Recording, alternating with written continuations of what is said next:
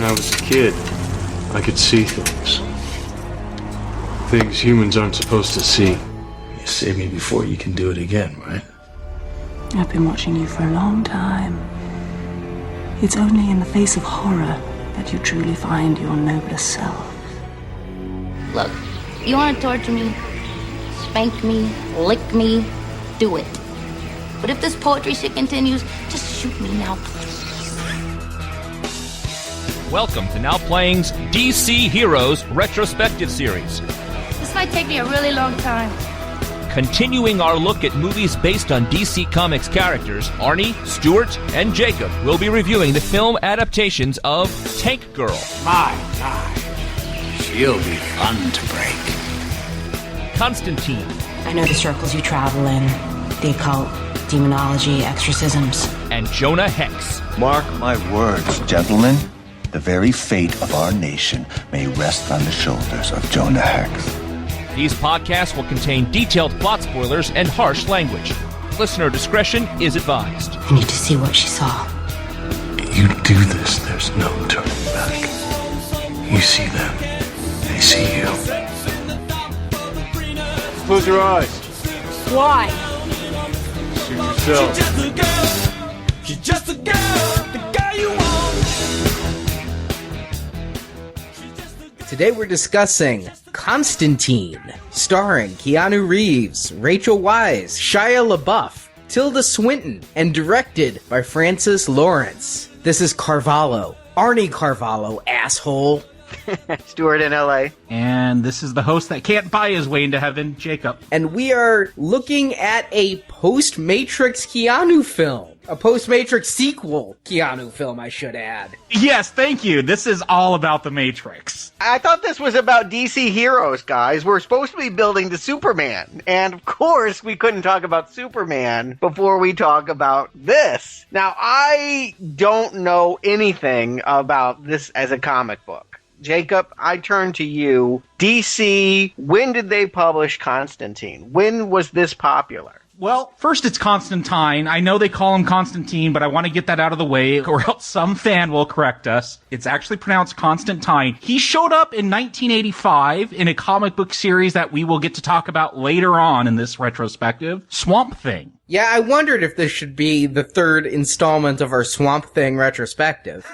What? Yeah, Alan Moore, he had this epic run on Swamp Thing in the 80s. I want to clarify. Alan Moore. V for Vendetta, Alan Moore. Watchmen, Alan Moore. That Alan Moore. He did this great run on Swamp Thing, totally redefined the character, and actually that book created the Vertigo label. I talked about that a little bit last week with Tank Girl. And Constantine, he was this magician that kind of just showed up in Swamp Thing and helps guide Swamp Thing to his destiny and realize who he is. Based on Sting, like the artist for the comic just really liked Sting and wanted Sting as a superhero. So when we're talking about Keanu Reeves, just think that's supposed to be Sting. Blonde hair, spiked up, like that. But Constantine proved to be pretty popular, got his own comic in 88 called Hellblazer, not named after him at all. But again, this was in the Vertigo line. I know Hellblazer. I was collecting comic books for a short period of time. I kept getting mad because I wanted Hellraiser comics.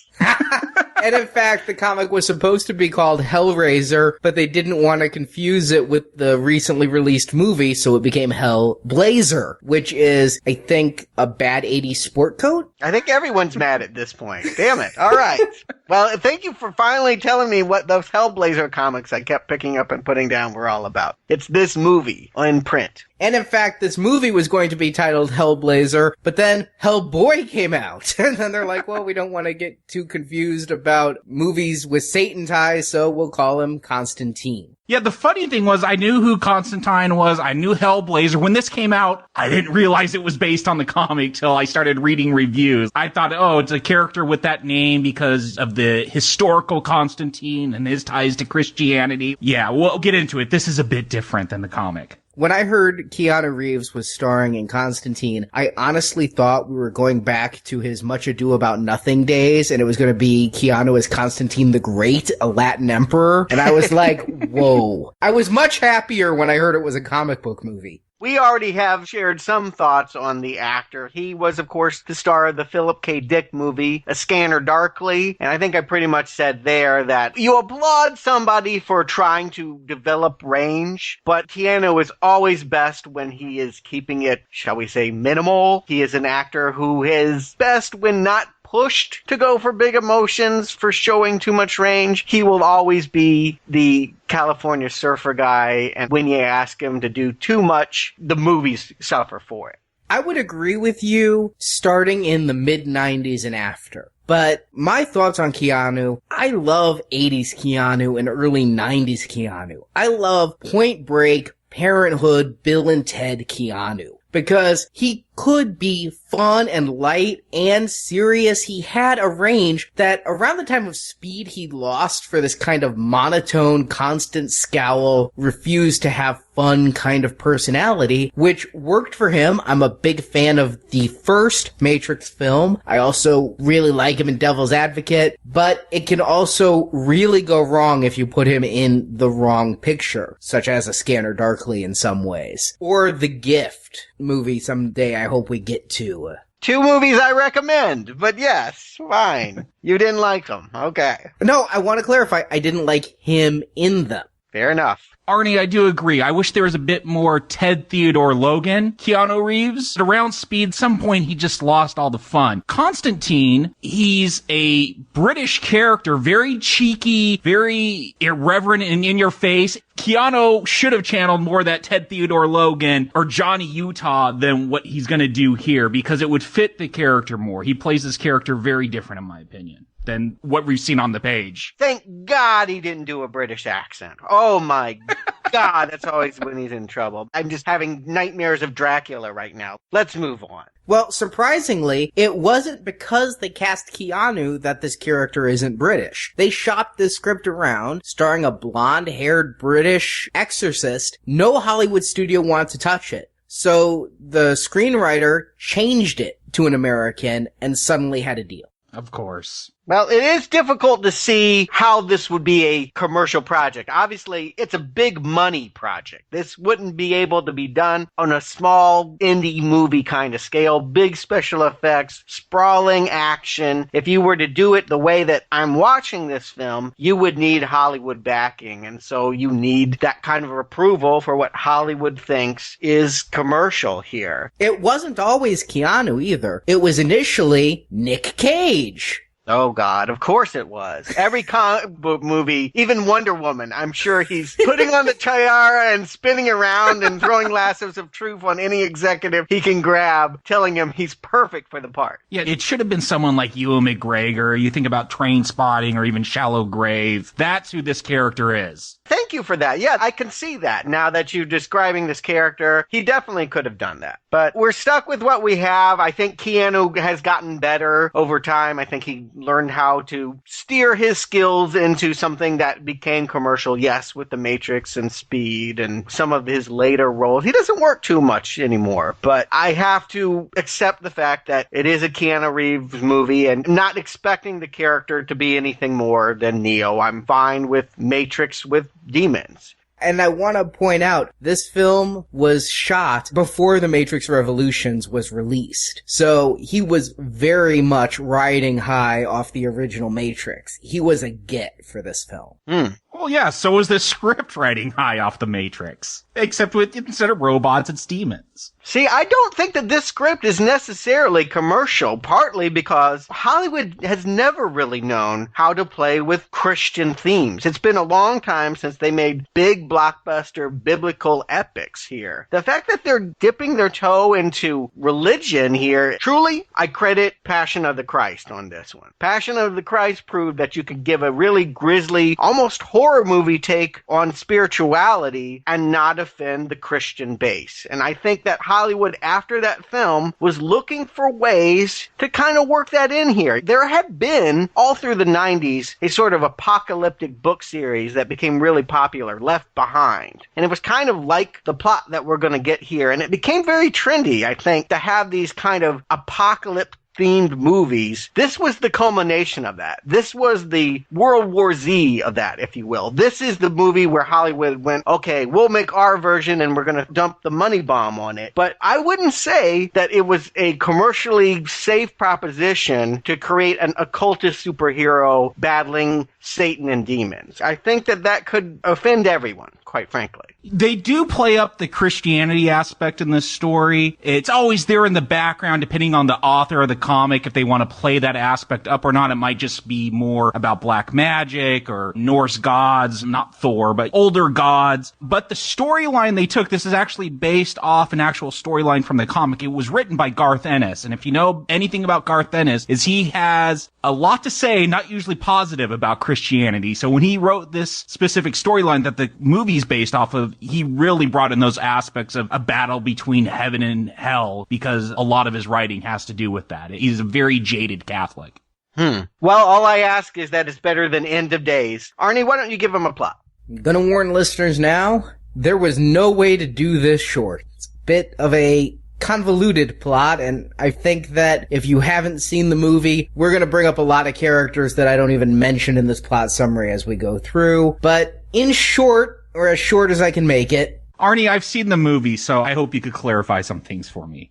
John Constantine, played by Keanu Reeves, is an exorcist. A psychic who can see half-breed demons and angels among us. He's used this power to fight the demons. But the irony is, he does this not to help the damned, but rather to help himself. Tormented by his visions as a child, he committed suicide. While the doctors were able to revive Constantine, his soul was forever damned to hell as a suicide. To make matters worse, at the start of the film, we see Constantine diagnosed with terminal lung cancer. He'll be faced with death before he can find redemption. But in Mexico, a half-demon digs up the Spear of Destiny, the weapon that killed Christ in the crucifixion. With this tool, stained with the blood of Christ, Lucifer's son Mammon could come through to Earth and take control. But in addition to the spear, Mammon needs a psychic woman through whom he can be born, and he picks twin sisters Angela and Isabel, both played by Rachel Weisz. Before the film starts, Isabel was institutionalized for talking about her visions, and when the demons start to pursue her, she jumps off the hospital roof, which really kickstarts this movie's plot, because her sister Angela had denied and thusly lost her psychic abilities and become a police officer. But when Isabel kills herself, Mammon sets his sights on Angela, and with nowhere else to turn, she goes to Constantine, who was known by the police for his dealings in the occult. Constantine is more concerned with his own problems, but aided by his sidekick Chaz Kramer, played by Shia LaBeouf, he ends up helping Angela recover her psychic abilities and reveals that Mammon has teamed with several demons on Earth, as well as God's Archangel Gabriel, played by Tilda Swinton,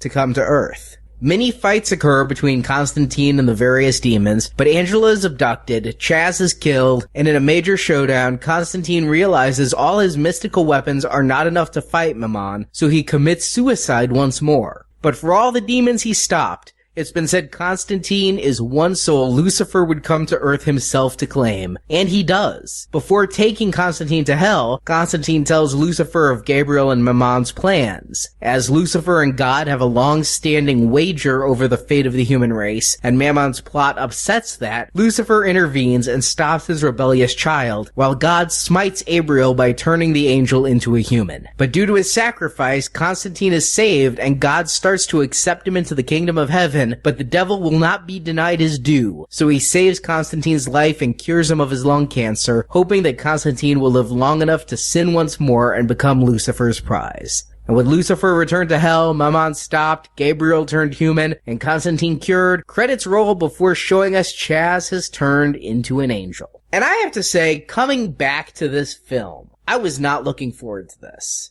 I'd seen the trailers when it was being advertised. I saw it when it was first released on video, and I walked away with a real sour taste in my mouth. I'm not sure that I got everything that was going on. I saw it as a bit of a Matrix rip. I was burned by the 2 Matrix sequels a year earlier, and I walked away when I heard we were going to be doing this. It was with a reluctant sigh that I agreed. But when this film opens, I found myself opening my mind a little bit, because the early scenes, when we start off in Mexico and the Spear of Destiny is being uncovered, it's got some good effects with a car crash, it's got some good action going on, and we jump right into an exorcism in America with Keanu saving a little girl. This is the first time I've seen this, Arnie, and I think I came in with a pretty open mind. I always like crazy over-the-top comic book action. So I was a little bit annoyed when I'm told about what the Spear of Destiny is, and then they're going to try to play it out like it's a mystery when you've already had exposition telling me, oh, whoever has it controls, blah, blah, blah, blah, blah. But I agree, I liked this opening scene. I'm not sure I totally understand it, why there's a couple of hobos digging in the dirt looking for something, and they just happen to know where to look. But I like that when the one guy takes the spear and he's walking out, and then boom! Out of nowhere. That grabs your attention, and then he kind of just gets up and keeps going. It's effective as this plays on. The storytelling gets muddled and hurts it, but early on it does grab your attention, and it gets me into it right away. You know, I've seen this movie before, but unfairly, it remains the only film I've ever seen as a complete bootleg. And by that, I mean the kind where someone just had a camera and put it on their shoulder and recorded it in the movie theater, and you can hear coughing and would you pass the popcorn and all of that. Like, a horrible quality, which really takes away the best stuff about this movie, is the visuals and the immersive world quality. It was a really washed out, bad copy. I swore that I would go back to this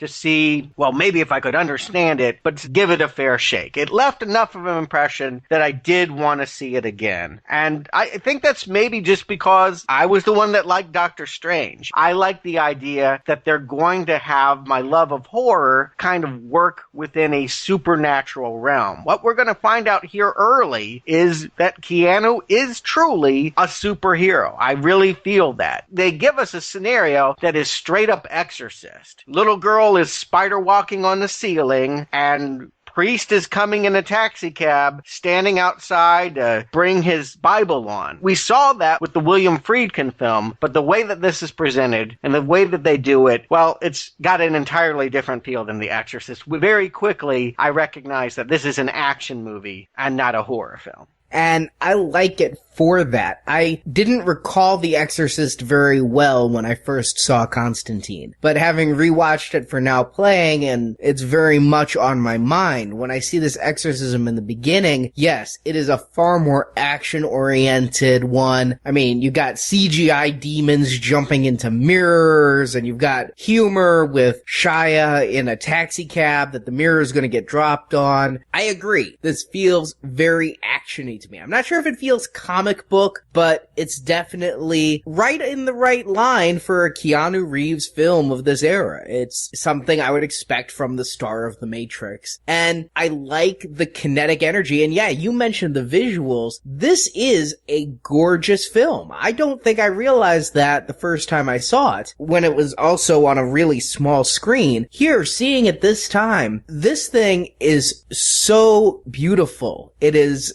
got a great use of tone, color, depth. And I had to look up Francis Lawrence. I didn't know him. He'd go on to do I Am Legends. He's now the heir apparent to the entire Hunger Games series. But he came from music videos and has a really good style. Coming from music videos can be a good thing or a bad thing. I think with him, he really developed a visual style that here in his feature debut is strong and alluring. Yeah, I think the challenge is when you're given a script as convoluted as this, and it seems to be borrowing so much from really famous scenes. I mean, it's on the poster of The Exorcist. Priest gets out of a taxi cab, looks up to confront the demon girl. I mean, come on. But the way that he films this, you're right. There's crazy overhead shots and CGI special effects. I think Lawrence really understands that he is making something that has an entirely different look than what Friedkin did back in The Exorcist. And that helps us. It helps me accept this as a B movie and not have expectations for it to deliver in the same ways. I think the visuals tell us early that we could get something fun, but we're going to get something much lighter than The Exorcist.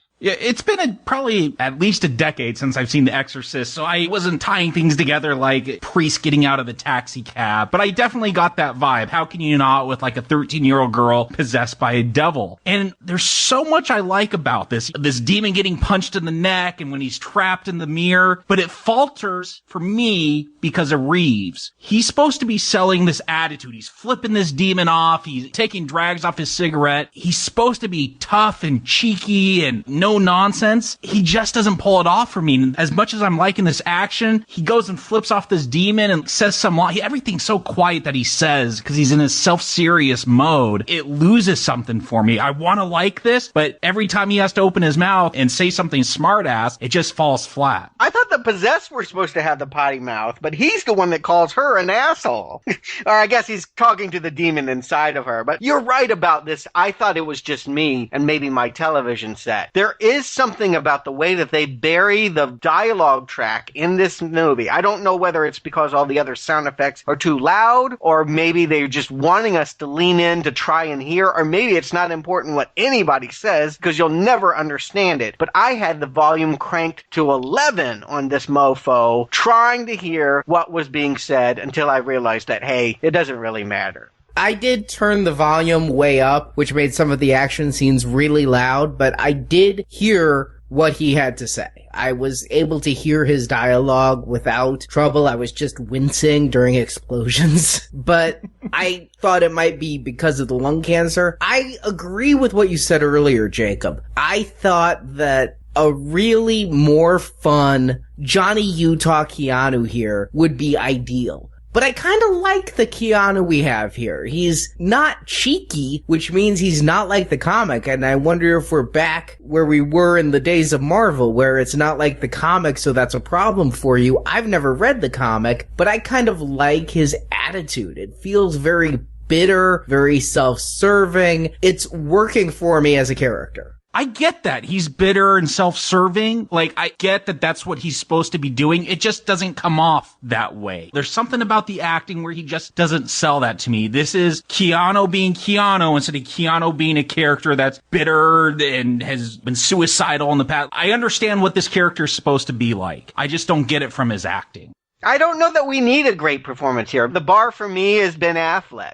We're going to see later when we get into the backstory that this guy's got a lot in common with Daredevil, and that he had this childhood experience that formed him, that gave him the superpowers he now uses on exorcisms like this. He tried to kill himself because he already was kind of psychic, and by doing that, it made him better, right? Am I to understand that by taking that 2-minute ride to hell, he damned himself by taking his own life, but he also expanded his powers so that he can now do what he does? I took it as it literally scared the hell out of him. He didn't want to go back there. He wanted to do as much good as possible to try to get back into heaven. I don't know if it made his powers stronger, but it definitely made him focus them to use them for good. Yeah, he didn't repress them, as we'll see other characters do. He wanted to use those powers to change his fate.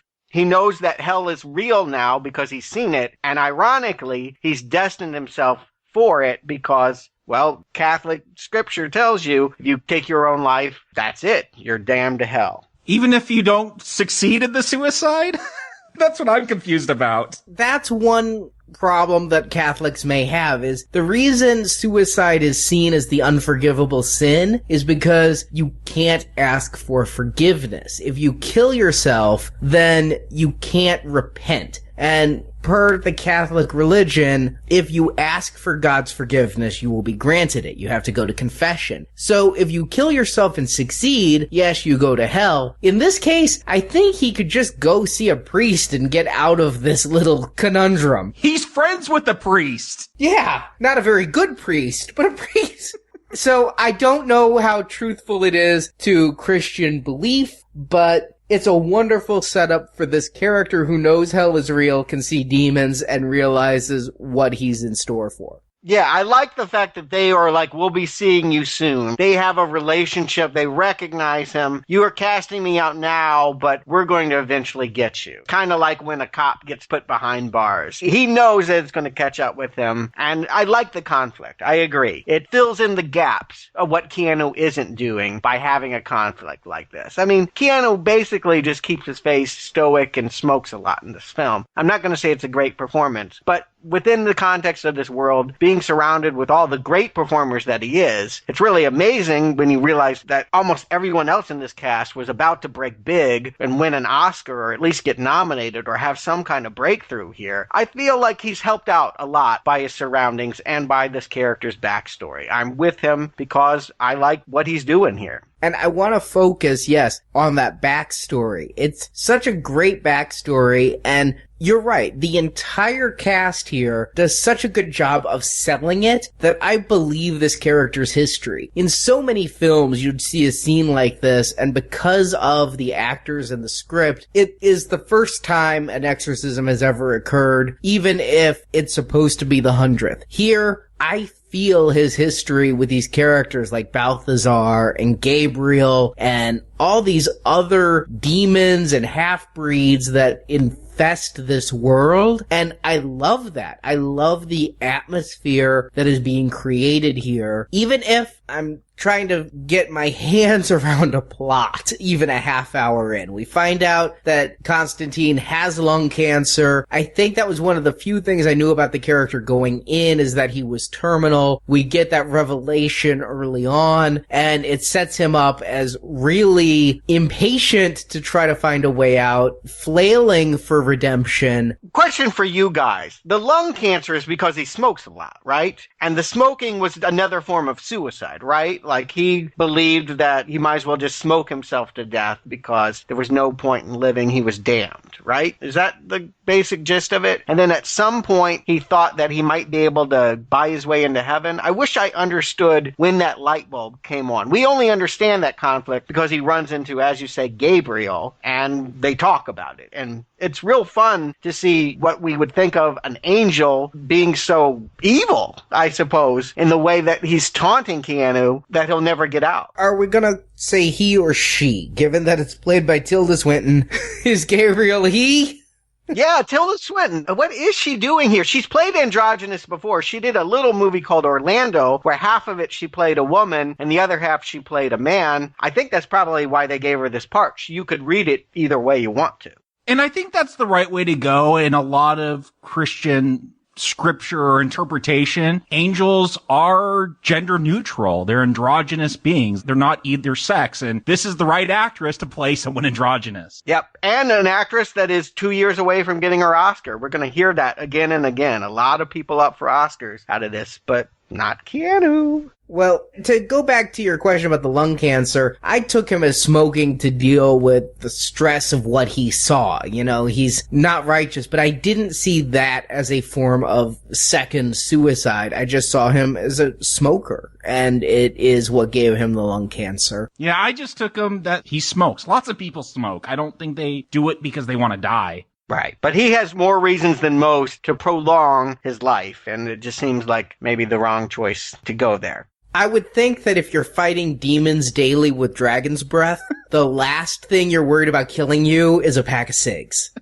Well, it's catching up with him now, and I like that he's got this addiction also to cough syrup. It's given him some kind of emphysema, so he's swigging cough syrup like it's Mad Dog, like it's some kind of hooch that he picks up at the convenience store. I thought that was a really nice touch here, too. He is, in many ways, a classic hard-boiled detective kind of character. You know, he is in a different era what Humphrey Bogart would be playing, and it's that kind of character. I just wish I was seeing that on the screen. Fair enough. I'm not saying Keanu is Bogart, but I am saying that the touches that are being made in costume and these little details are helping sell that. They're helping Keanu, and I think he needs all the help he can get, which must be why they give him Shia LaBeouf.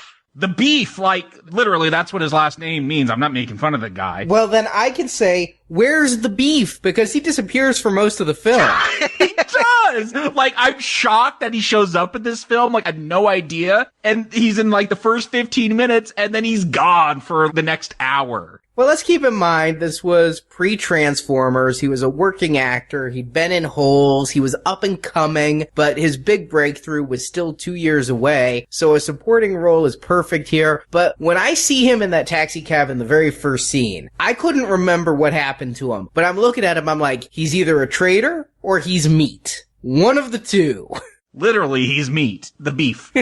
I didn't even remember him from my first watching here. I wouldn't have known when I saw it in 2005 who he was. I'm not a even Stevens fan. But of course, having been on the Transformers retrospective, it was a real jolt to see him here, and I couldn't remember what his character act would be. He makes some kind of talk early on about how he feels like a slave when he really wants to be an apprentice. Is there any basis in the comic book, Jacob? Can we understand how this character came to be? I see him as sort of the Renfield to Dracula. But other than that, I don't know where they're coming from. Why is he driving this guy around if he feels that he's enslaved? What's binding him? No, in the comic book, they're friends. They're more the same age. And they were friends since they were teenagers. And so when he needs a taxi, he hooks up with them. Okay, so he is a real taxi driver. He's not the personal chauffeur of Constantine. No, he's not the Kato of the duo here. They were setting him up here for something that I don't feel like he necessarily got. But I thought for sure, his conflict is that he wants to be included in the cool club. That there's actually literally a club of like people that have ESP or vampires, or Blade probably goes there on his off days. But he wants to be admitted to this club. He wants to be seen as an equal to Constantine, and he's not. And so I really felt like his character arc should be about proving his worth in that realm. I kept waiting for him to develop a power or to get Constantine out of a certain situation that he couldn't with his tools. I didn't know what they were going to do with him, but I thought he would be a much more functional character than literally driving Constantine from point A to point B. It's almost a nothing role.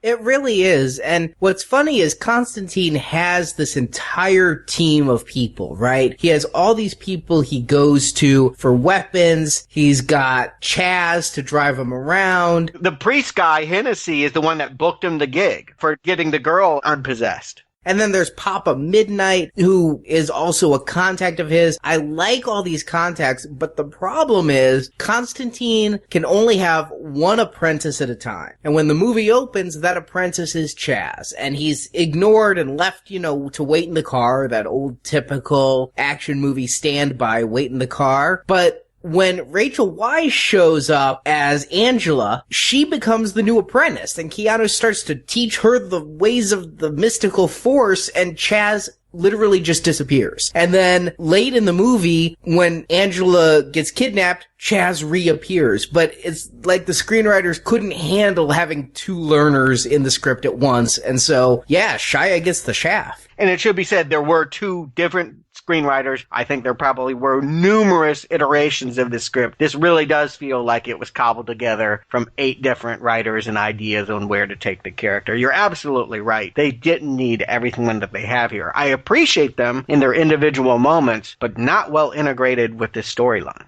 Well, thank you, Stuart. You just answered a question I was about to ask. How many versions of the script were there? Because it does feel like we're getting different drafts here. There's so many characters in this film, and I never feel that they really gel. Like, at least in Blade 3, I got how all those characters work together. Here, it just seems like they drop in and out as they're needed. Yeah, they don't seem to know each other as well. I don't think that Chaz ever really hangs out with Beeman. Why not just make those the same character? Beeman is the guy that gets Keanu all of his cool weapons. Gives him like a beetle in a matchbox that he shakes and helps him fight some bug creature later. And Dragon's Breath is like the firepower of the mystical world. I like that they have a character that supplies the armory for how to do battle with evil. Why not just make that the same character? Why have Beeman and Chaz? Just do them both. I think a lot of it was being true to the comic book. Now, there are 2 credited screenwriters, Kevin Broadbent and Frank Capello. And one is the first screenwriter who went around. He's a Brit. He loved Constantine. He had made a couple movies. This was his pet project, and he wrote a script that got sold. And then it was taken away from him. The other is the last writer who worked on it at the end. And the two have a commentary together where the first guy's like, oh, did I do that or did you do that? And they're both really happy with the result. But this is a film that underwent a lot of changes, especially in editorial. There are entire subplots of even more characters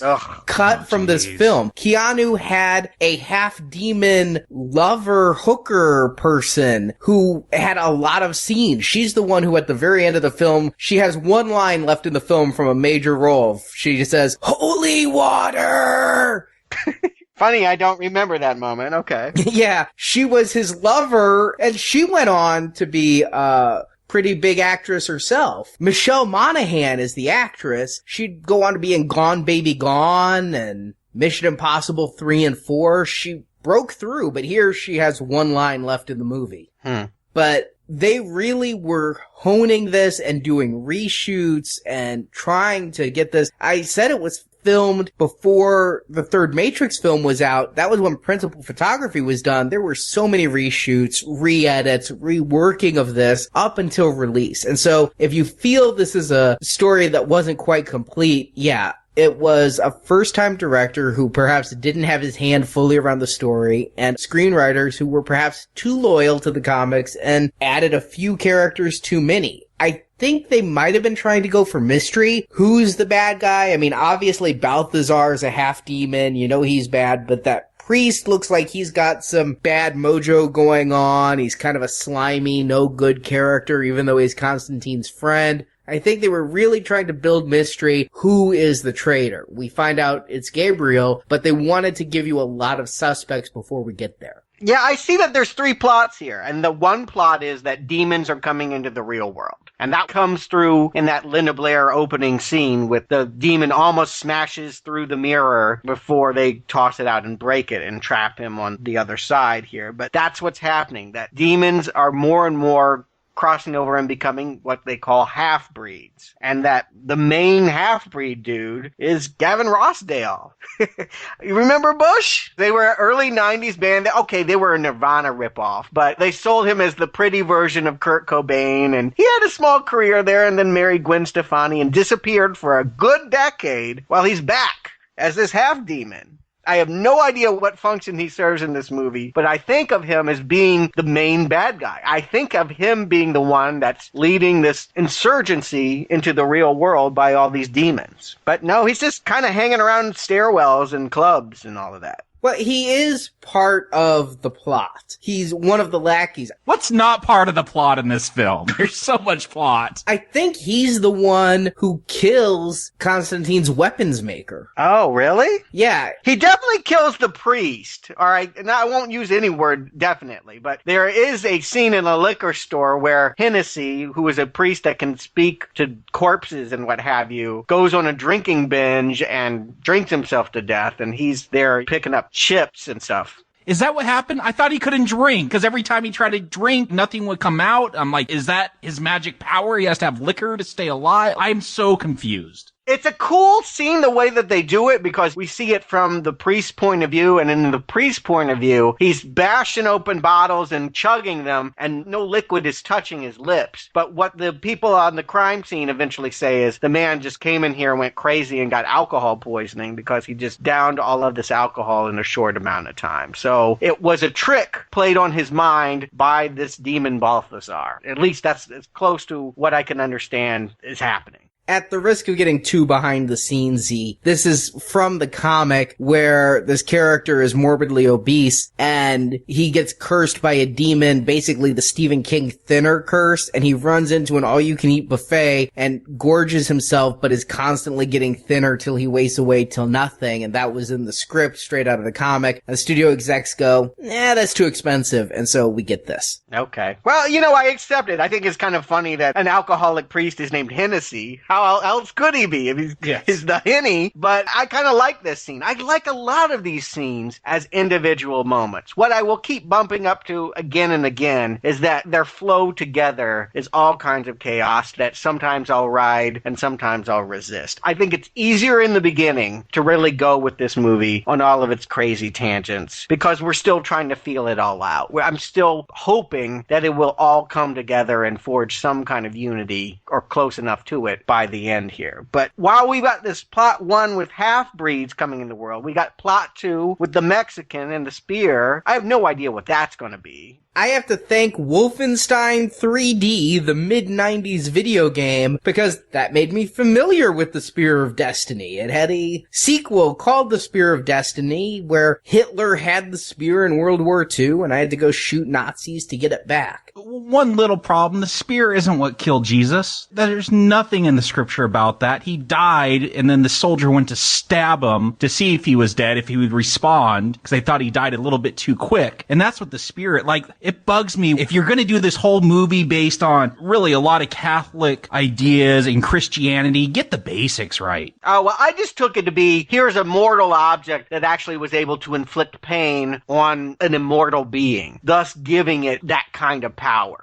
That's what I thought its usefulness was. It's essentially a knife that has proven in the past that it can cut through God. And so what better way to have it for whatever this plot is leading for. It doesn't really work when I find out what they use it for, but up to that point, I think that this is an object that's going to kill the Son of God or some kind of God, maybe an angel, maybe Gabriel, maybe it's an assassination on a spiritual being. Again, I like some of the effects when the Mexican is walking through the border. I'm guessing it's Texas because there's a lot of cattle around and they're just dropping dead and dying. You know, you have the plagues of Egypt, that kind of things pop to mind here. I like these scenes, but yeah, I'm with you, Stuart. I totally forgot about this spear as we get into the second act of this movie. They play it up so much during the first act and then it kind of just goes away till they need it, kind of like LaBeouf and so many plot points here. Like everything. Seriously. Yeah. When Rachel Weisz shows in, the movie becomes all around her, and all of Constantine's world falls away. And narratively, that could work if she was seen as his redemption, but that's not how it plays here. He's her teacher. And so it just feels really awkward that we're introduced to this really groovy, in-depth world that they've crafted so well, and then we completely ignore it for a lot of exposition scenes and Rachel Weisz fully clothed in a bathtub. Yeah, Rachel Weisz is what I would call the third plot, and probably the most important one, certainly the most marketable one. Rachel Weisz, by the way, winning her Oscar this year, not for this movie, Constant Gardener. And I think her introduction is kind of the perfect summation for what I think is wrong with this film. We see this woman, she's in a mental hospital, in a tub, then she's jumping off a building, and then we see her laying in a bed, because she's a twin, so we don't realize we're seeing both of these twins back and forth. They play it as almost as if it's all the same person. I don't know if this is a dream. Is this a vision in hell? I don't know. I'm confused at this point. And I don't know why they want to confuse me here. I am so glad it's not just me who's confused by this, because I will admit, I was like, are they both Rachel Weisz? Did Rachel Weisz try to kill herself and live? They needed to kind of say that they were twins a little bit earlier. Maybe a scene of her visiting the twin in the hospital or something would have helped, because I do get a little bit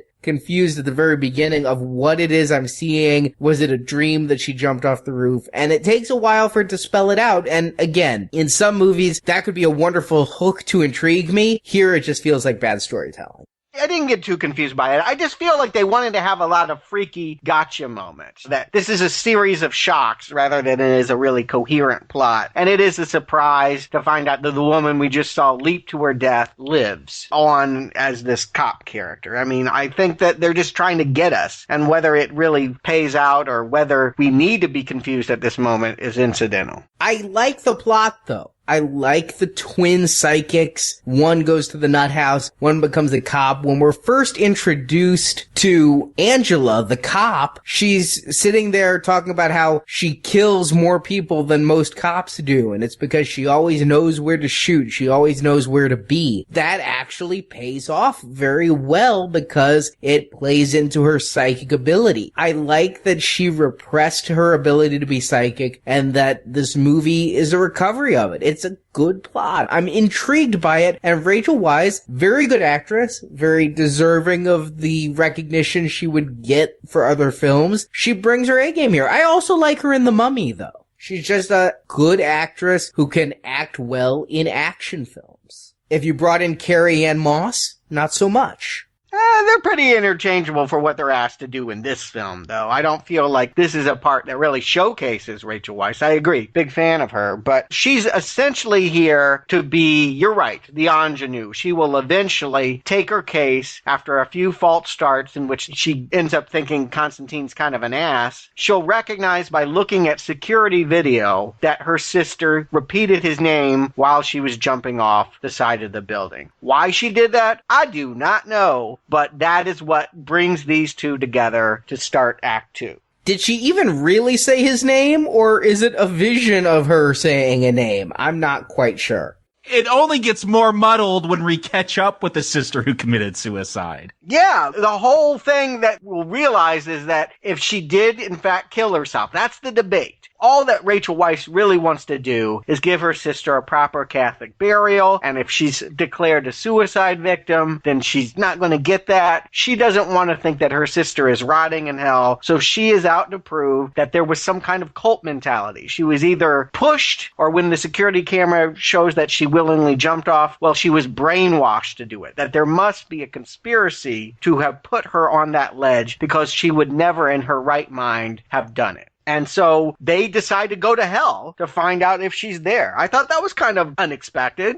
And I want to give this film some props. I'm known as the person who complains about CGI in a lot of movies. I think here it's really well done. I like this vision of hell. I don't think it looks not computer generated, but it's atmospheric and really has a good sense of style to it. It's again going back to this director's visual flair being something that's clicking with me. Not sure why you need the cat in the pail of water, but that was even hard in Exorcist. There was no way to visualize how a priest was going to force a demon out of a girl's body. You need to give us visual things. I guess it works as much as anything. It's a weird moment, but I do like hell, and I wish we had more time to spend here. I do think part of the problem, Stuart, what you're saying is that they tie this so much into Christian mythology that it kind of loses the sense of, from the comic book at least, where he's a black magic user. He uses magic. So here I think it's supposed to be, here's a magic trick. This is a seance that will get you to go into another dimension or into hell in this case. So I think because they have tied it so much into Christianity that it does make it, well, you know, you're not going to find in the Bible that if you put your feet in water and stroke a cat that you're going to be able to have visions of the devil. Man, if Dr. Strange were doing this, he'd just rub his ring and put on some pimp chains. I think I like his approach better. It's funnier. I like thinking cats are evil. So we find that Isabel, the twin sister, is in hell. So the obvious thing is like she was possessed by a demon for some reason to throw her off this building, but she really did commit suicide? Is that what they're saying here? Because she's there in hell. She did it to stop Satan's son from coming to Earth. She could see what was happening and committed suicide either because she couldn't handle it or she was strong enough to take her own life and damn herself to hell to stop it. One of the two. Well, then she would be in heaven then. It would have been a self-sacrifice, which is one of the themes. This is why Keanu can't get into heaven, because he's so selfish about everything and he never does it for other people. If she threw herself off as kind of a warning sign to get this investigation going, it just seems weird that she actually does end up in hell. No, Christianity celebrates martyrdom. This would make her a saint, not damned to hell. You're absolutely right. This has an internal logic problem where some characters kill themselves and they're rewarded. Keanu, by the end of this, will be rewarded for making this sacrifice. She never gets out, right? Does she even escape hell? Do they find a way for her to get away? She does get out at the very end because Keanu uses his one genie wish. Oh, right. From God to get her to go to heaven. That's right. They did like kind of duct tape that into the end scenario there. He says something in an offhanded line. You're right. Because that doesn't sit well with me. The thought that this woman, in order to prevent the Antichrist, would make the ultimate sacrifice and have to spend the rest of her time with the Antichrist. That's wrong. But we come to find out that Angela is also psychic and has to rediscover her powers, and that takes a lot of screenplay time here as Keanu explains the entire nature of the half-demons and half-angels that are around that can't upset the balance but can influence. Basically, the old cartoon metaphor of the angel on one shoulder, the devil on the other is real, but instead of being little metaphors on your shoulder, they're real people who are surrounding you, telling you to do good or bad things. Yeah, and that there are versions of the Bible in hell that have more chapters to them, like Corinthians goes up to 21. I like that. Oh, that's real funny. That got a true laugh out of me. I thought they were really pulling something by doing that. It's a whole lot of mumbo jumbo, and it is a lot of yap, yap, yap, yap, yap. I wish people were doing more. It does feel like a lot of wandering into shocks and strange imagery, and less of a true detective story. What we'll eventually find out from all of this, because they get a Bible quote off a window, and that's it, is that they learn what the plot is. Antichrist is coming, and he needs a psychic, and he needs God's help. And so this only psychic left is Angela, and they've got to determine who the God helper is. I guess we're meant to think it's the Mexican that's almost reached LA by foot now. He's somehow jumped over the border and gotten here with the help of a few carjackings.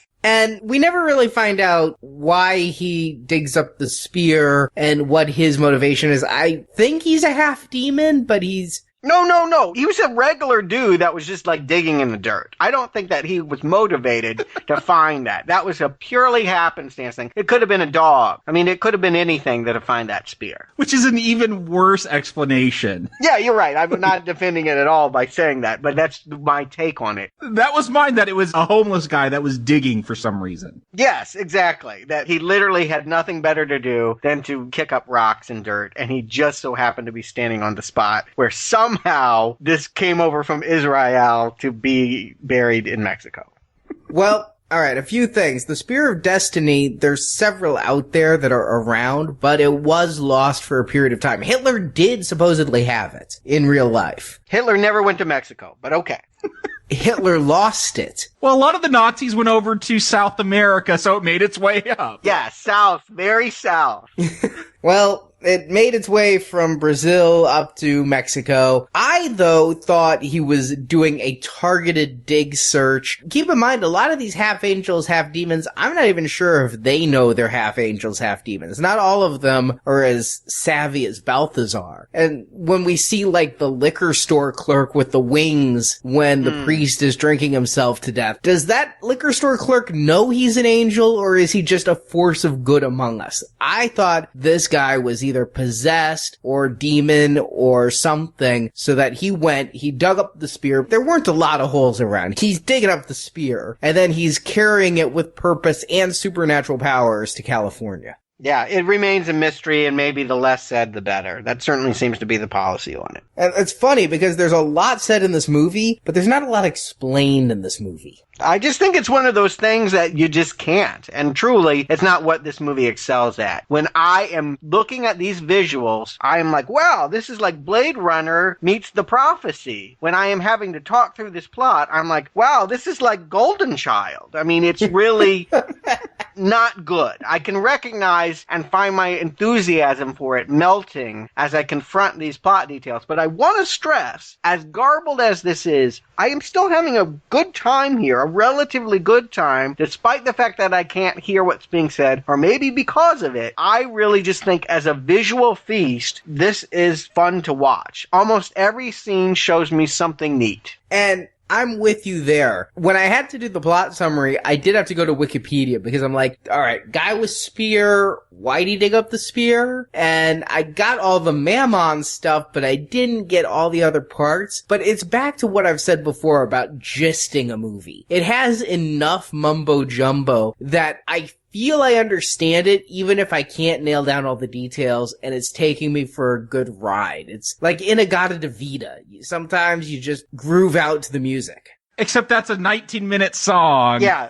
And it's got to keep providing those grooves. Stuart, you say a visual feast. I'm getting visual nibbles here. I'm getting some crumbs that are barely holding my attention. I mean, I like it when they bring in the weapons. You get holy brass knuckles. Like, I think stuff like that is cool where they're doing this Christian spin on these things. Later on, we're going to see a sprinkler system filled with holy water. Like, I like those little nibbles that I get throughout this film, those crumbs, but it's just not enough to really get me into this. Whoa. I gotta interrupt there. The crucifix gun? Tell me they made this up for the Hollywood movie. There's no way this could exist on the comic book. This is beyond ridiculous. Why would Christ endorse a gun? Why would you make a shotgun with the shape of a crucifix? Obviously, you never watched the anime Trigun, where there's a guy that has a full-size cross that is a gun. This is not a new idea. Oh, it's so bad, though. So bad. In the comics, from what I got from the supplemental material here, Constantine does not use a gun.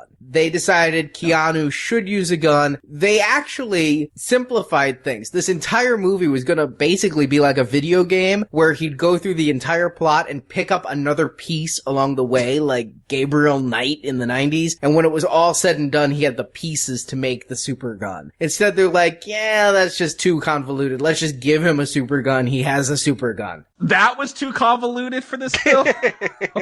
Well, you know what? You mentioned the word video game. I almost feel like it was thinking on the other side. How can people play a video game if he doesn't have some way of implementing his powers? We wouldn't just accept it if he made hand jives and brought his tattoos together. He had to have something to exact force against supernatural phenomenon. So this was the brilliant rewrite on this. I'm hating the crucifix gun. Like, truly a jump the shark moment once they do this. Hate it so bad.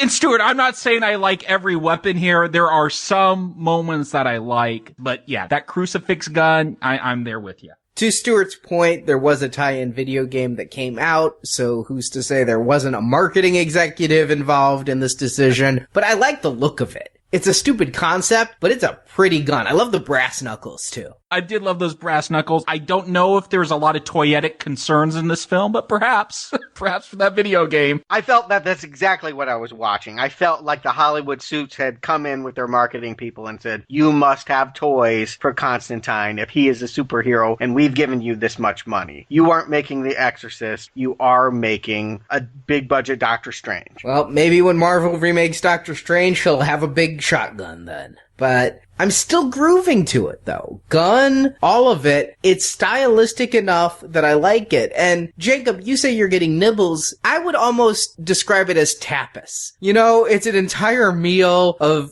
individual single-serve hors d'oeuvres. Because I love every scene. I love the scene where the priest is drinking himself to death. I love the fight between Constantine and Balthazar, where he throws the holy water in his face and pummels him with the brass knuckles. I like all of these scenes that involve mysticism. I even do like the talky scenes where he is putting Rachel Weisz in the bathtub and basically drowning her until she's psychic and all of it. Even the talkier scenes are intriguing me because I'm invested in this plot. I want to know what Satan is up to. I love Satan as a villain in movies. He's so rarely done well, but you don't get bigger than the devil for a bad guy. So I'm open to it. I'm open to Catholic mythology being used in a horror film and an action film. There's a lot going right here that's keeping me invested, and I'm thinking it is just helping, though, that it is a second watching, because my first time through, I think I was right there with you, Jacob. I was not enjoying this at all. It wasn't what I wanted. I think I wanted even more action and a more coherent plot. But this time through, I'm kind of grooving on the world building being done.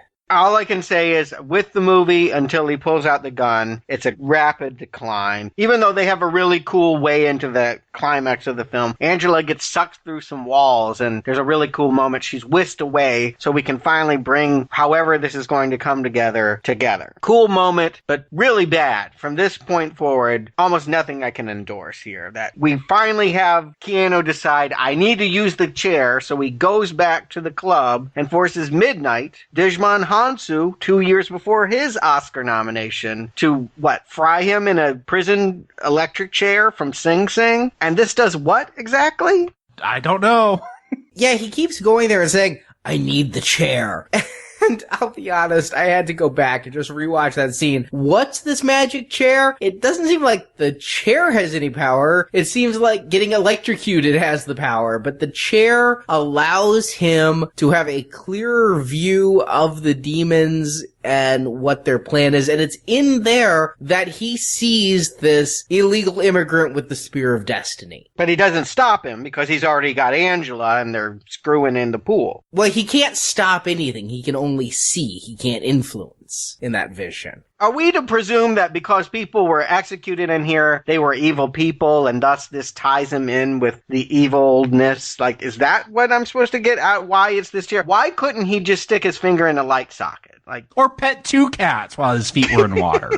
It's bogus. And if it just didn't look so cool, if that club weren't as cool as it was, I would just be hating it. But this is where they set Chaz up to be something that he'll never end up being. He starts making golden bullets, and he's finally impressing Midnight, and Midnight's like, why don't you come see me after all of this, and I'll hire you as a dish boy or something. You know, you get the sense that his character is going to do something, and 5 minutes later, he's dead. During this ambush in the hospital, Chaz is taken out quickly. I said at the beginning, he was either a bad guy or he was meat, and turned out he was meat. I just think it would have been more meaningful if he hadn't disappeared for an entire hour and then just come back for the end fight. It would have been a lot harder of a death if we felt he and Constantine were friends. I agree. Well, yeah, it should have been a Sherlock-Watson relationship. Instead, they go with Angela. But yeah, they needed to have a tighter relationship if this death was supposed to move us. And everyone's dying. I mean, all right, we've already just watched Gavin Rossdale die, and then the bee-men died by bees before that. All of this, I just feel like, oh, what? So this is the kind of movie where a character comes, gives you one bit of information, and then is yanked out of the storyline. That's where The Matrix got in trouble. They were pulling that crap in Matrix 2, and they've learned nothing here. Because this was filmed before.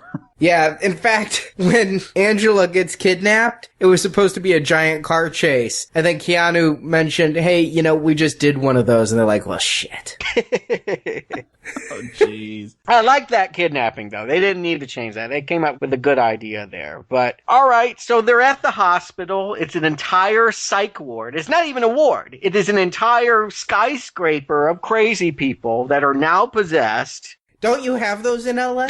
I just figured that's where most Hollywood lives, is in a skyscraper of the insane.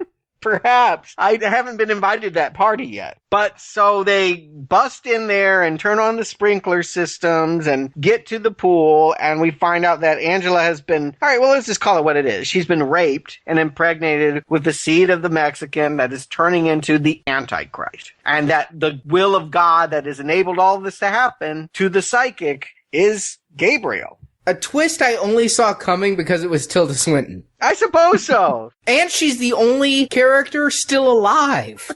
So what do I need to understand about this moment? That this angel is wanting to have an apocalypse because it hates mankind and wants to see God punish them and test them and only have the most worthy come into the party. There's a lot of lip service paid to tests. But I really don't understand why Gabriel would truly want this. All you got to do is blow the horn. Maybe that's it. He wanted to just play a few notes on the horn. I don't know why he would actually want the apocalypse to happen other than to do what biblically he's prophesied to do. Well, he's jealous of humans. And I've seen this in other fiction where angels are jealous of humans because God made angels and God made humans, but only humans are God's favorite creature. Only we get unconditional forgiveness. And Gabriel thinks that humans are just gonna damn ourselves anyway. We're just gonna go to hell. I think she just wants to speed it along.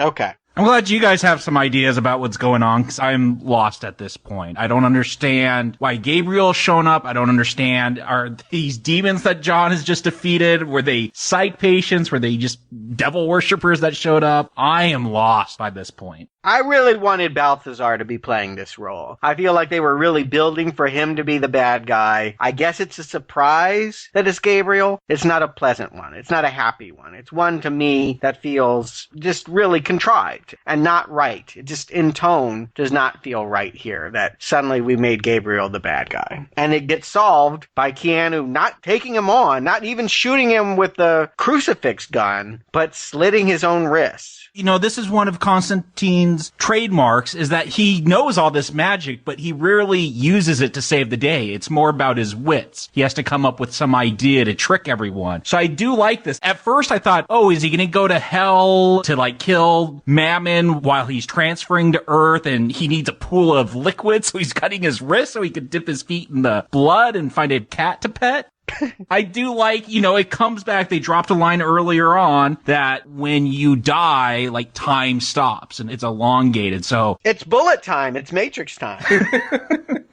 I gotta say, though, I love the devil in this film. Me too. Oh, yeah. No complaints on this. Stormare's great, and they give him a great entrance. Floating barefoot. Stormare, he pops up in the weirdest place. He's playing like a crazy Russian in Armageddon, and then he shows up in like a musical with Bjork. This guy's got range. Fargo is where I really think of him. I think of him from Fargo. He was also in Armageddon. He pops up in weird places, and he does a good devil. I totally enjoy his performance here. I love his, like, red eyes. They do minimalist makeup, but what they do works very well. I just wish this is how the whole film was feeling with these characters. He just hams it up, and it's enjoyable. I'm smiling along. I don't like what Keanu's doing, but I'm enjoying the devil in this film. I'm on your side, Satan. I'm ready to worship you. I feel like he should have had an earlier moment here. Like in that flashback where we learn that Keanu died for 2 minutes, we should have seen the devil have some stake in this. What we realize is that this is the one person he most covets bringing to hell, because I guess it was taken from him. And the fact that he is trying to get into heaven, it makes it a competition, like it's a race. It makes it fun for him. So he's personally come out of hell. It's also that Constantine has stopped the devil's work. He stopped so many of the demons. This time it's personal. Okay, I didn't get that vibe, mainly because I didn't see his relationship with any demons. I mean, they needed to establish that. They needed to have Gavin Rossdale have a scene with the devil. Maybe you don't show his face. Maybe you want to hide his identity, but you want to have the sense that everyone's taking command from this guy, because there's so many demons and none of them seem to be following any order. If this is the guy in charge, we needed to know that much earlier. But I do like the scene. I like their exchange. I like the fact that he's going to savor this moment. This is the meal he most wanted to eat, and he's going to sit there and watch Keanu bleed out. I like the teasing with the lighter. Yeah, it's good stuff.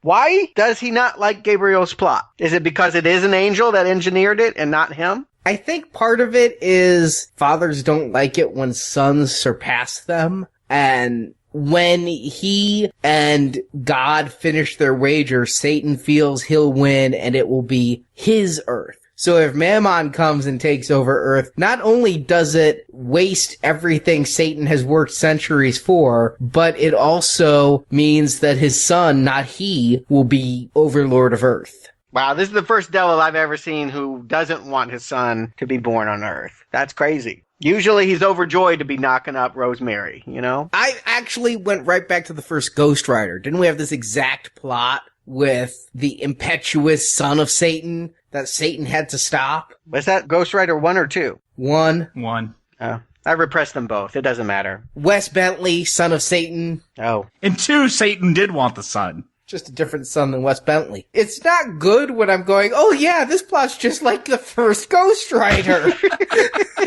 Not a compliment, but visually much more splendid than Ghost Rider, which is why I must not have had any recollection of the two being comparable. You're probably right. They're probably identical. They both feel comic booky, but this one I was invested in more. And so it's a disappointment here that I don't understand why the devil tears the wings off Gabriel and doesn't allow his son to be born.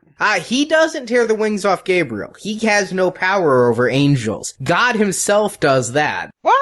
No, he takes a knife, I thought. But he can only do it because God doesn't have Gabriel's back anymore. God has taken away Gabriel's power. Oh my God. Okay. I so didn't get that. And of course, they didn't want to visualize God. You know, Morgan Freeman was busy working somewhere else. They were like, all right, we'll just do some wind. But a very disappointing end to realize that all of these convoluted plot points really aren't going to come together. What seems even crazier is, so Constantine, he's made that self-sacrifice. I do like the devil's like dragging him to hell and like God just weighs him down so he can't even drag Constantine anymore. And Constantine starts to rise into heaven. I'm surprised he didn't have his arms out in the cross motif like he did in the Matrix sequels. Well, he did die for our sins and then get resurrected. I mean... And look at his initials, JC. And here's the crazy thing for me. Like, the crazy thing out of all this stuff that's going on. Here's the real crazy thing. So, Satan reaches in and pulls out his cancerous lungs that have rotted away. Just the tumors. Okay, so he pulls out the tumors, which brings John back to life, despite the fact that he cut his wrists. Like, he didn't heal his wrist, he just removed the tumors, and that brings him back to life? Wouldn't he need to heal the thing that actually killed him? Maybe he did it, like, in passing. Who knows? It's kind of like a psychic surgeon. They do this in the Philippines all the time. I took it as an all-in-one healing. Okay. It changes the dynamic, and I do like that. I actually think it's kind of cool that now Keanu can be a hero because he knows what he's destined to be. He doesn't have to be resentful. He doesn't have to be doing this with the ulterior motive of greed and hoping that it makes him a better person. He's destined for heaven, and now it's the devil's job to tempt him before he dies of natural causes. I'm torn on if I like this development or not, because part of me thinks that Constantine's own hero's journey is that he is dying and he needs to come back from that. So I wonder if it's something best saved for the sequel, but by the same token, I'm frustrated by movies that always are waiting for the sequel, so I'm kind of glad they gave us a full arc here, especially since this movie didn't do so well and there's not a sequel coming. Well, we don't know that. There's talk. We'll get to that, but Keanu is not going to reprise this role. Already better. But that is kind of the end. After he's healed and Mammon is beaten by his daddy and all of that, we kind of just get a bit of a montage of Angela back in her daily life. She's well adjusted, not going to the nut house, and we see Keanu not smoking. He's chewing gum instead. I laughed. They're in love? Is this what we're supposed to realize? That she's actually fallen in love with him now? Like, this was a love story? This is courtship? No, that is not what they intended. Really? On that last scene on the balcony when he's handing her the spear and saying, go hide this, you didn't feel like he was asking her to come back later for a booty call? That was not the intent of the filmmakers, but they left it ambiguous. They did not want this to be a love story. That must have been why Cage didn't do it. But after the credits, one last scene, Shia might come back for the sequel. Oh, I didn't stay. Tell me what I missed. Really? Yeah, there's one last scene where Keanu goes and visits Chaz's grave, and he sets his lighter on the grave. I don't know why Shia needs to smoke. Keanu's not smoking anymore. It's not like he's giving up something very personal. It's something he doesn't need anymore. And then he turns his back, and Shia appears atop his gravestone, angel wings spread, and shoots up towards heaven. Huh. All right. So maybe he can come back and work for Midnight, or rather, maybe Midnight will be working for him. Interesting. I'm glad that there's at least some kind of development for the character. I hated the idea that he was aspiring to something and died. Perhaps all the characters that died could come back as angels and make the sequel even more confusing. Yeah, death doesn't necessarily have the permanence when you're dealing with the afterlife. But what does has permanence is what you're about to say. Jakob, Stuart, do you recommend Constantine? Jakob. With all this talk about Satan and demons, my mind turns to Kiss.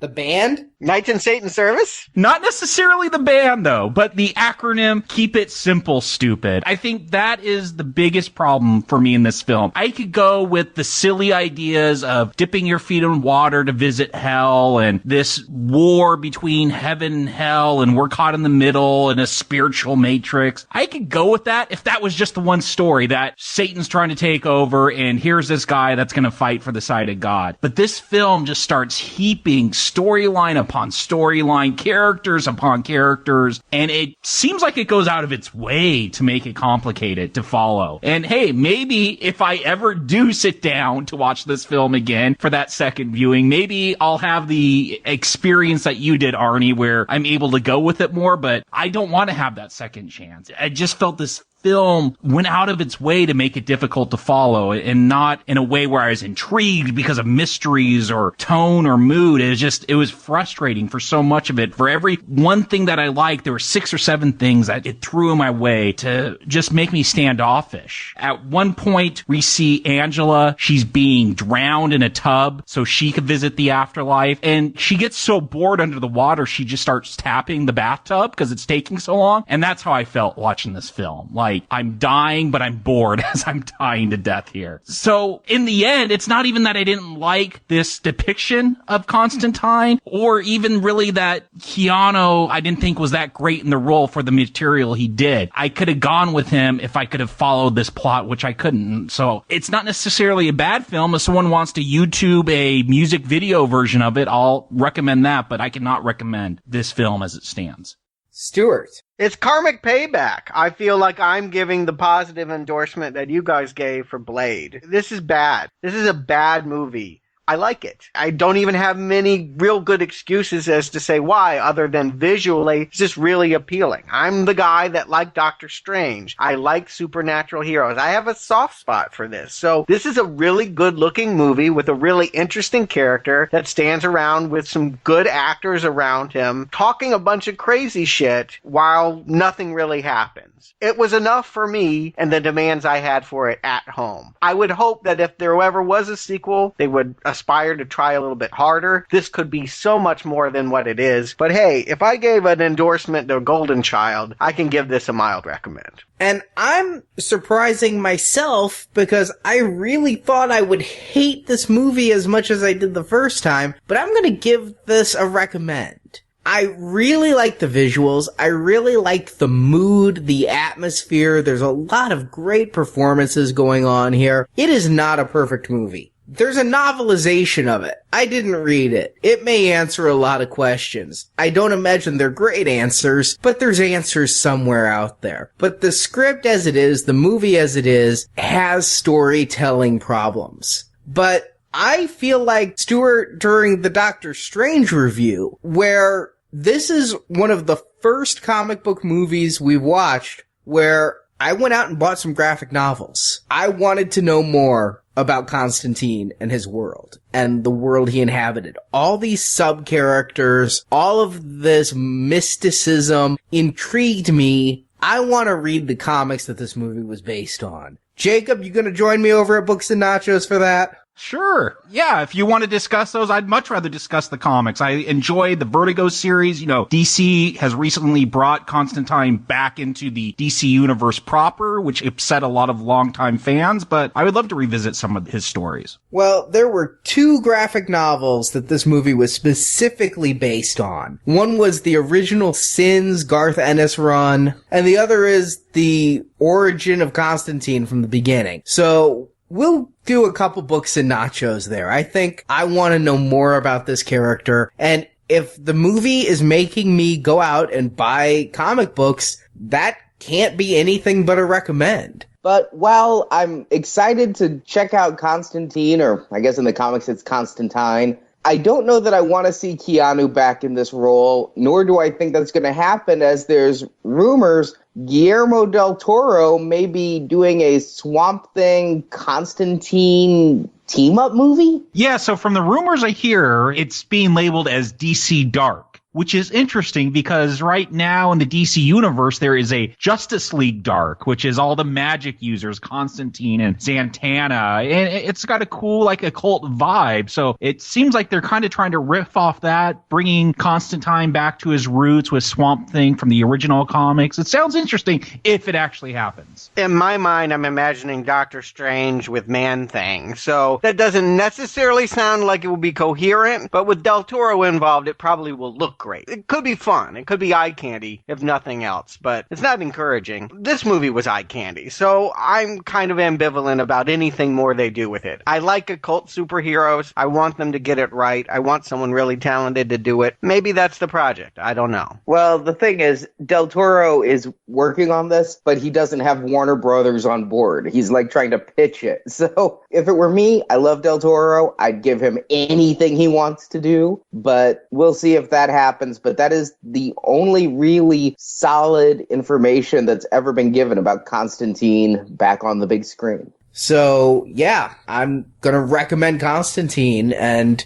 be very happy because I'm not quite sure that next week would be, and I was afraid of 3 for 3 on the Red Arrows this retrospective. You know who's pissed is Tank Girl. You're not gonna read her comic, but you're gonna read this? This is just as sloppy as Tank Girl. I just think it's more my thing this time. Whereas that other one, it was easier to blow off. They're both pretty weak movies. But you know what? All Jonah Hex has to do is keep pace. If they can just build the world, I'll forgive it, all of its failings. There's some good actors in this, and of course, some terrible ones in Jonah Hex. It may not be all bad, right? Well, we are going back to the Wild Wild West, and Arnie's feelings towards Westerns are notorious with this podcast. Yeah, I'm not the comic book guy. I can't say I'm looking forward to next week, but at least it'll be over with. Jonah Hex, next week. Never a good sign for a retrospective when your attitude is, at least it will be over with.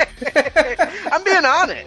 And listeners, if you want to hear more of our reviews, you can head to our archive section at nowplayingpodcast.com where you can hear our reviews of the Ghost Rider films, the Daredevil films, the Blade films, a lot of comic book movie reviews that we referenced this time around. Or movies Stuart liked, like A Scanner Darkly as part of the Philip K. Dick retrospective. So many more in our archives at nowplayingpodcast.com. And remember, we still have a small handful of DVD-ROMs available. You can find the details by clicking the banner at the top of nowplayingpodcast.com. Those DVDs have every podcast we did through December 31st of 2012, including all of our bonus retrospectives that are not available for download, and we have no plans to make any of them ever available again. When these DVDs are gone, so are these podcast reviews of the Jaws retrospective, the Child's Play retrospective, as well as some Easter egg podcasts we've done along the way, like The Social Network and, yes, The Golden Child, Garbage Pail Kids, I Know Who Killed Me. All of the details can be read by clicking the banner at the top at nowplayingpodcast.com. So, Stuart, Jacob, thank you for joining me, and until next time, I'll see you cats at the big jam in the sky. No, you will live. John Constantine, you will live. So you will have the chance to prove that your soul truly belongs in hell. Thank you for listening to this episode of Now Playing, and we hope you've enjoyed the show. It's been swell, but swelling's gone down. Come to NowPlayingPodcast.com each week as we review another DC Heroes movie. Suit yourself. Can't say I blame you. In the archives at NowPlayingPodcast.com, you can hear reviews of comic book movies such as all the Batman films, Green Lantern, Catwoman, the Marvel Avengers films, and many more. Well, I thought that with your background, you could at least point me in the right direction. Yeah, okay, sure.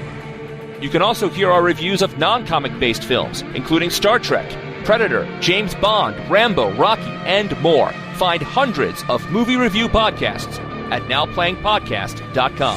See you very soon. You can also read written movie reviews by the Now Playing hosts at the Venganza Media Gazette. The link can be found at the Now Playing homepage. You know, I'm really starting to like it here. People are nice, Food's great, and I love my job. While at NowPlayingPodcast.com, be sure to join our forums, where you can discuss this review with other listeners. I came as fast as I could. I know you probably didn't need help, but I got here as fast as I could. You can also follow Now Playing at Facebook and Twitter, where the hosts post new episode announcements and written movie reviews. Abandon all hope, ye who enter in. The links to our social media pages can be found at NowPlayingPodcast.com. Grab your child, entry into thy kingdom. Support from listeners like you help keep Now Playing operating. You want to see me tomorrow? You pay fair like everyone else. You can find a link to donate using PayPal at the bottom of our website, NowPlayingPodcast.com. Transaction's all it was. I'll collect my $100 bounty on them and be on my way. You can also show your love of Now Playing Podcast by shopping in our store, where you can buy panties, coffee mugs, t-shirts, totes, boxers, teddy bears, and much more. Find me something he loves and bring it to me. You can also help out Now Playing by leaving us a 5-star review on iTunes. A link to Now Playing's iTunes listing can be found at NowPlayingPodcast.com. Congratulations. Now Playing's DC Heroes retrospective series is edited by Dylan, Jeff, and Arnie. Hey, which of you quarters would like an oil change, Now Playing credit narration by Brock. You're a walking, talking, living microphone. Now Playing is not DC Comics, Warner Brothers Pictures, or United Artists. Tank Girl is the property of DC Comics and United Artists, and Constantine and Jonah Hex are Comics and Warner Brothers Pictures, and no infringement is intended. As long as I don't find out, who gives a shit? The opinions expressed in Now Playing are those of the individual hosts and may not reflect the opinion of Venganza Media Incorporated. Well, that's a bore. Now Playing is a Venganza Media production, copyright 2013. All rights reserved, and no part of this show may be reproduced, repurposed, or redistributed without the written permission of Venganza Media Incorporated. Say it. Just say it. I won. No! Say I won. I won!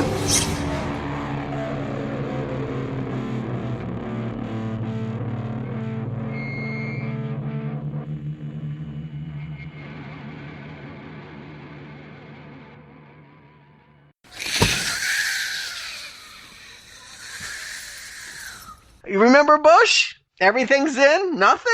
Oh, Bush, the band. I'm like, what is this got to do with the president? Yeah, I was thinking president too. I'm like, what? I'm like, what? Did he play Bush in something? He seems kind of young. No. Bush, everything's in. Okay, it's clicking now. Yeah, razor blade suitcase.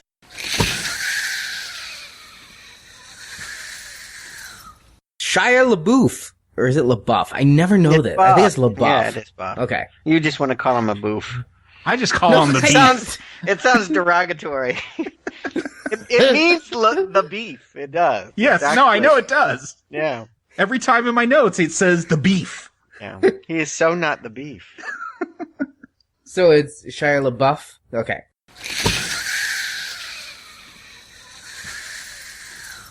Or... God damn it. That's what you get for dissing Scanner Dark Life.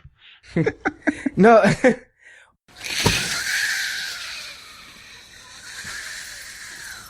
They tie this so much into Christianity.